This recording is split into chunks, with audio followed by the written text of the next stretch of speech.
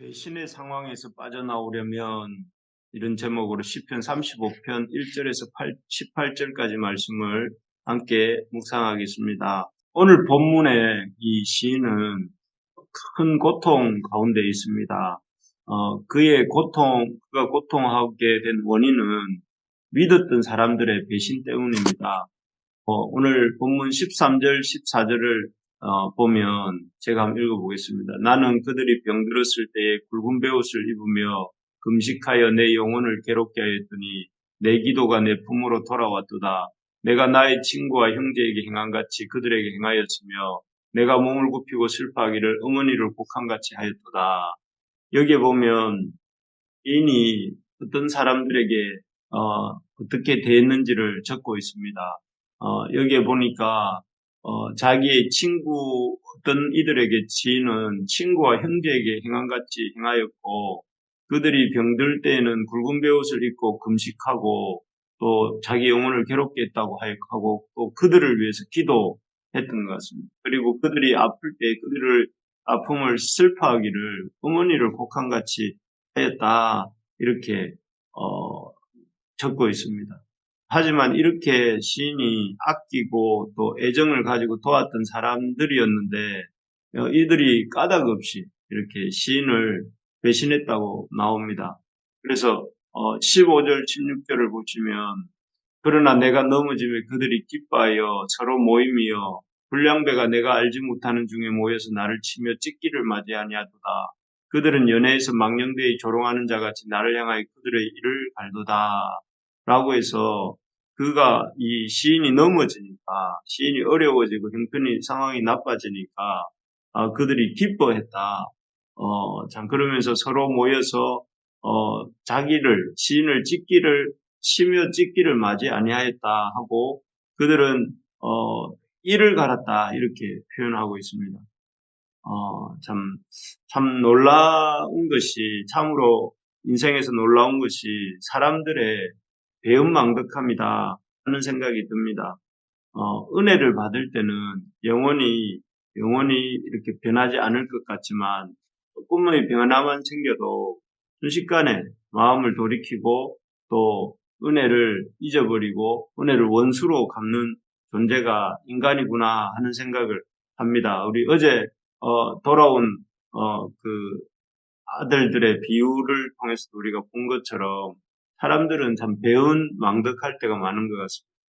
그러나 이렇게 그렇기 때문에 우리가 사람을 하나님처럼 너무 신뢰하지 말아야 하겠습니다. 하나님이 아닌 존재를 하나님보다 더 신뢰하고 의지하면 이 헛된 믿음은 반드시 배신이라는 부메랑이 되어서 돌아오기 때문입니다. 실제로 본문의 시인도 그렇게 믿고 신뢰했던 사람의 배신으로 말미암아 오늘 본문에 보는 것처럼 고통을 겪고 있습니다. 12절을 제가 한번 읽어보겠습니다. 내게 선을 악으로 갚아 나의 영혼을 외롭게 하나. 앞에서도 말씀드렸지만 우리가 절대로 기억해야 될 것은 우리가 의지하고 신뢰해야 할 대상은 그 어떤 사람도 아니다 하는 것입니다. 사람들은 사랑하고 우리가 섬겨야 되겠지만 그러나 사람 자체를 하나님보다 더 의지하면 그 사람이 대한 신뢰가 오히려 부메랑처럼 돌아와서 우리를 찌르고 오늘 시인처럼 영혼을 외롭게 하고 고통하게 하는 이유가 된다 하는 사실을 기억하면서 이것을 사람이 아니라 하나님을 신뢰하는 대로 나아가는 우리가 되기를 소망합니다. 어쨌든 이렇게 믿었던 사람들로부터 시인이 배신을 당하고 또 큰 고통과 외로움에 처하게 되었다고 이렇게 고백하고 있는데요. 이런 상황에서 시인은 어떻게 했을까요? 어떻게 그 힘든 상황, 믿었던 사람들의 배신이라는 상황에서 시인이 빠져나올 수 있게 된 것일까요? 먼저는 시인은 이 배신자들을 자신의 은혜를 잊어버리고 자신을 오히려 공격하고 자신을 찢을 듯이 달려드는 이들을 참 맞상대하여서 싸우지 않고 하나님께 맡깁니다. 그래서 1절에서 3절에 보면 이렇게 기도합니다. 여호와여 나와 다투는 자와 다투시고 나와 싸우는 자와 싸우소서. 방패와 손방패를 잡으시고 일어나 나를 도우소서.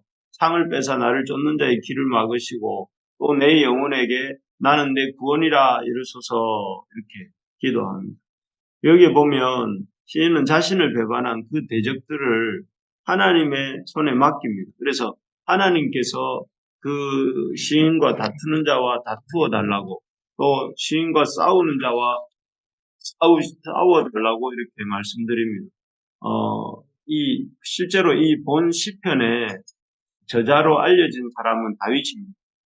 다윗은 아시는 것처럼 자신을 그야말로 까닭없이 미워하고 그렇게 충성을 다했던, 목숨을 바쳐 충성을 다했던 다윗 자신을 계속해서 죽이려고 따라왔던 사울을 이렇게 죽일 기회가 2번이나 있었습니다.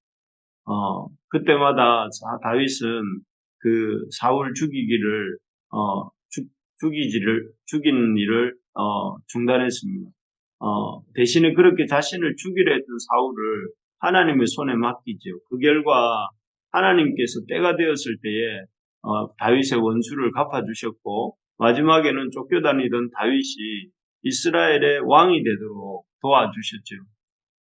그래서 다윗은 직접 싸운 것이 아니라 시인은 원수와 직접 싸운 것이 아니라 이 기도처럼 여호와여 나와 다투는 자와 다투시고 나와 싸우는 자와 싸우소서 이렇게 기도하면서 하나님께 맡겼던 것이죠. 그리고 하나님이 그렇게 맡기는 것에 대해서 하나님이 반응하셨습니다. 정말 그렇습니다. 로마서 12장 19절에 보면 이런 말씀이 있습니다.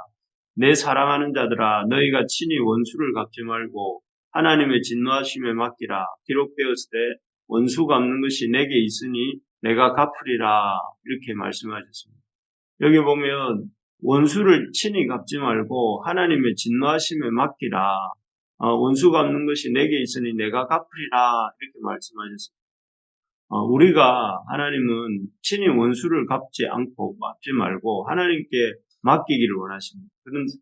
그렇게 하나님께 원수를 맡길 때에 하나님께서 공의로운 판단으로 원수를 갚아주시고 또 그 원수 갚는 과정 속에서 우리가 영육 간에 망가지지 않고 오히려 성장하게 도와주신다 하는 것이죠. 그래서 우리를 하나님께서 이렇게 도와주시는 그런 분이십니다. 지금 혹시라도 어떤 배은망덕함을 겪고 있습니까? 누가 참 내가 그렇게 대해 주었는데 오히려 그것에 대해서 참 더 악한 것으로 우리를 공격하고 우리를 힘들게 하는 사람이 있습니까? 어떤 원수 때문에 고통하고 있습니까? 있다면 오늘 말씀에서 배운 것처럼 그 배은망덕한 사람을 친히 원수를 갚아주시는 우리 주님께 맡기시기 바랍니다. 그리고 우리 주님이 일하시는 것을 지켜보고 또 우리 주님의 일하심을 기대하는 우리 주님의 일하심을 바라보는 우리가 될 수 있기를 간절히 소망합니다. 2번째로 보면 시인은 이 배은망덕한 배신자들을 어떻게 했는가 하면 첫 번째는 하나님께 맡겼고 2번째로는 이 배신자들을 놓고 기도합니다. 사실 우리가 오늘 읽었던 35편 1절에서 18절 전체가 또 내일 살펴보게 될 이 본문 전체가 시인의 기도라고 할 수 있습니다. 시인은 참 기도를 통해서 하나님께 자신을 고통 속에 몰아넣은 참 배은망덕한 사람들을 올려드리죠. 제가 4절 5절을 한번 읽어보겠습니다. 내 생명을 찾는 자들이 부끄러워 수치를 당하게 하시며 나를 상해하려는 자들이 물러가 낭패를 당하게 하소서. 그들을 바람 앞에 겨와 같게 하시고 여호와의 천사가 그들을 몰아내게 하소서. 여기에 보면 간절하게 자기의 생명을 찾는 자들이 부끄러움과 수치를 당하게 하고 자신을 이렇게 해치려 하는 자들이 물러가 낭패를 당하게 하셔서 그들이 이 바람 앞에, 거센 바람 앞에 이 흩날리며 날아가는 개와 같게 하시고 또 여호와의 천사가 그들을 몰아내달라고 이렇게 기도하고 있는 모습을 볼 수가 있습니다. 그리고 실제로 이런 시인의 기도는 정확하게 응답이 됩니다. 결국 다윗을 쫓던 사람 사울은 어떻게 됩니까? 오히려 수치를 당하게 되죠. 수치를 당하게 되고 또 그리고 사울과 그 추종 세력들은 바람 앞에 겨와 같이 그야말로 이렇게 축풍 낙엽처럼 온 세상으로 흩어지고 나중에는 그 흔적조차 이렇게 찾기 어려운 상황에 처하게 됩니다. 그래서 사울이라는 대적들의 모든 세력들이 흩어지고 말지요.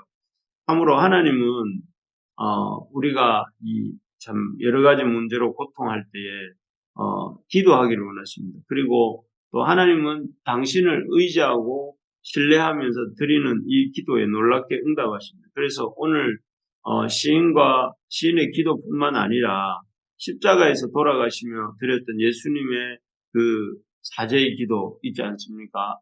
저들이 하는 것을 알지 못합니다 하면서 자신을 그 십자가에 못 박는 무리들을 향해서 주님 기도하실 때에 놀랍게 응답하셔서 그 무리들이 훗날 사도행전에 보면 예수님을 믿고 죽게로 돌아오는 역사가 일어나지 않습니까? 또 스데반을 핍박하던 사울도 그렇지 않습니까? 사울 역시 그 스데반 집사가 죽는 일에 찬성을 하고 또 그가 죽는 일에 어떤 증인으로서 이렇게 있었습니다. 그런데 그 상황 속에서 스데반이 예수님처럼 기도했을 때에 나중에는 이 바울이 아주 놀라운 복음의 일꾼이 되어서 이렇게 1, 2, 3차 전도 여행과 또 하나님의 교회를 세워가는 놀라운 복음의 일꾼이 되었던 것을 보게 됩니다. 이처럼 기도는 하나님이 고난 중에서 드려지는 기도는 하나님께서 반드시 응답하시고 또 역사하십니다. 우리가 하나님이 우리 기도를 들으시고 또 응답하심을 믿고 간절하게 기도할 수 있어야 되겠습니다. 이 기도에 대해서 참 우리가 참 기도가 응답된다는 사실을 믿지 못하는 그런 믿음 없음을 버리고 주님 앞에 간절한 믿음을 가지고 나아가는 오늘 아침 기도가 되기를 소망합니다. 그래서 오늘 아침에 기도할 때에 간절함을 가지고 기도하는 저와 여러분 되기를 원합니다. 말씀을 맺겠습니다. 참 사람에게 배신을 당하고 또 그것으로 인해서 마음에 이 힘든 가운데 있던 시인은 그 문제를 가지고 참 사람과 싸우는 것이 아니라 하나님께 맡기고 또 사람에게 하소연하는 것이 아니라 하나님께 기도하면서 이 문제를 참 주님 앞에 내어놓는 것을 보게 됩니다. 이 아침 우리도 우리의 문제를 주님께 내어드리고 우리에게 마음 상한 부분들을 주님께 아뢰면서 주님에게 우리의 신뢰를 옮겨드리는 이 기도의 시간이 되기를 간절히 소망합니다.